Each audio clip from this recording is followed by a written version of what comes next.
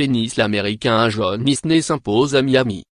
Isner, 17e mondial, a ajouté un 13e titre à son palmarès, le premier dans un Master 1000, les tournois les plus importants après ceux du Grand Chelem, alors qu'il était arrivé à Miami en ayant gagné seulement 2 matchs en 2018.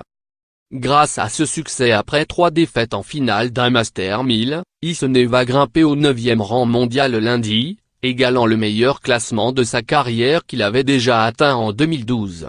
Le géant américain, 2,08 m, a, comme souvent, fait la différence avec son service, 18 s, et a débordé Zverev en fin de match avec une prise de risque maximale quand le prodige allemand montrait quelques signes de fatigue. Zverev, 20 ans, semblait pourtant avoir la finale bien en main après avoir remporté le premier set au tie-break, avant de craquer dans le 9e jeu de la deuxième manche qu'il a débuté par une double faute.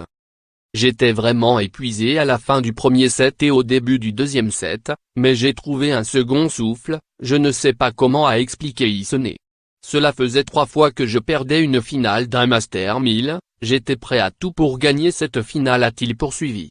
C'est un rêve, je n'avais gagné qu'un seul match, sans compter sa victoire au premier tour de la Coupe Davis en février, ND et LR. En arrivant ici, je jouais mal, mais j'ai gagné mon premier match en 3-7 et après, tout s'est enchaîné, a expliqué Isner. L'Américain, qui succède au Suisse Roger Federer éliminé dès son entrée en lice, est le dernier vainqueur couronné à Key Biscayne. Le tournoi va en effet quitter l'île paradisiaque au large de Miami pour s'installer en 2019 dans l'enceinte du stade de l'équipe de football américain des Miami Dolphins.